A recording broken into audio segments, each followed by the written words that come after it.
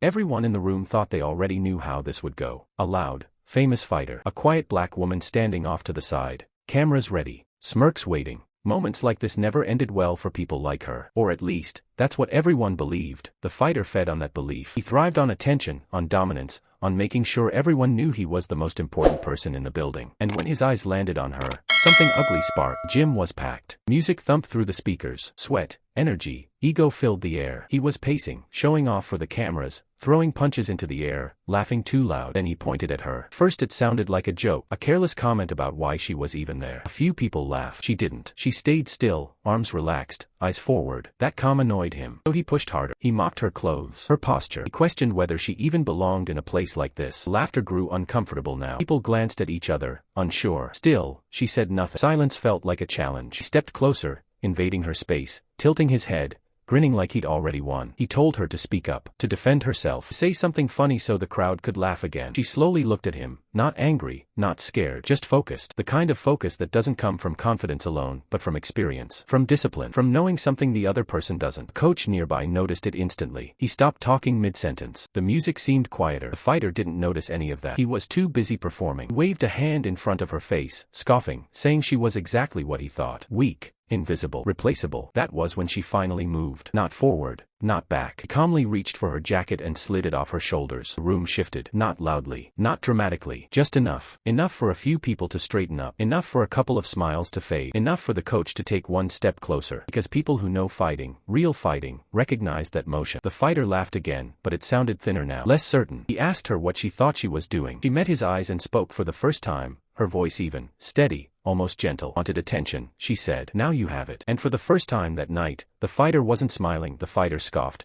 trying to laugh it off, but his feet shifted without him realizing it. The room felt tighter now, like the walls had leaned in. People weren't cheering anymore. Tones stayed up, but the energy had changed. This wasn't entertainment. This was something else. He asked her if she thought she could scare him with a few calm words. He puffed his chest, reminding everyone who he was, how many wins he had, how many people he'd knocked out. He expected her to flinch. She didn't. She adjusted her stance, not aggressive, not flashy, balanced, grounded. Anyone who had ever trained even a little could see it. The coach cleared his throat, about to step in, but she raised one hand slightly, a quiet signal that said, "I've got this." The fighter noticed it too. That small gesture did more damage to his ego than any insult could have. He snapped. He stepped in again, louder now, telling her she didn't belong in his world, that respect was earned with fists, not silence. She nodded slowly, as if she'd heard all this before. She had. In different rooms, different cities, different faces. She told him she didn't need to prove anything to him. That respect didn't come from humiliation. It came from control. That word hit him wrong. Control. He laughed, but it cracked. He threw a lazy shadow punch inches from her face,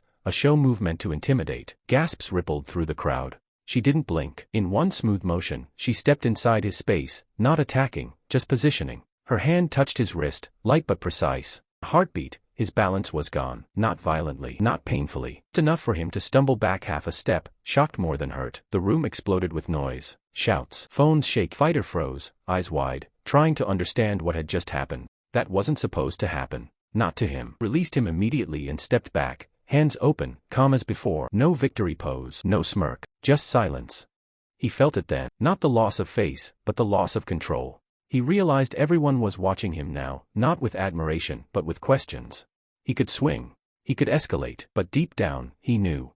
If he did, it wouldn't end the way he wanted. The coach stepped forward this time, firm, final. The fighter backed away, jaw tight, anger mixing with embarrassment. She picked up her jacket, slipping it back on like nothing had happened. As she walked past him, she stopped for half a second and spoke quietly, just loud enough for him to hear. "You tried to make me small," she said. "That's why you lost." And as she walked out, the crowd didn't cheer. They stood there in stunned silence, watching the men who thought he was untouchable realize he had just been taught a lesson no fight record could erase. Why the next morning, the clip was everywhere. Not the insults.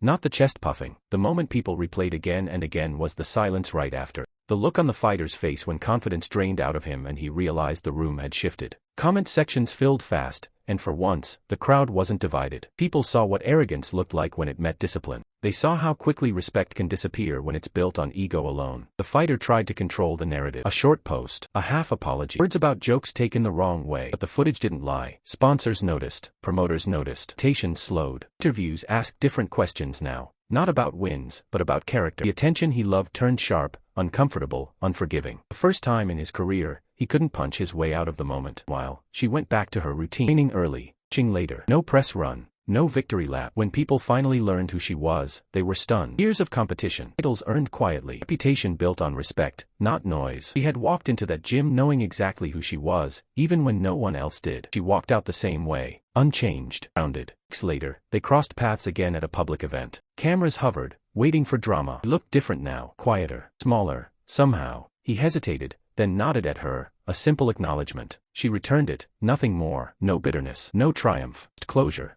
The kind that doesn't need words. The story didn't end with him ruined or her celebrated on a stage. It ended with balance restored, with a reminder that disrespect always costs more than people expect. That strength doesn't announce itself with volume.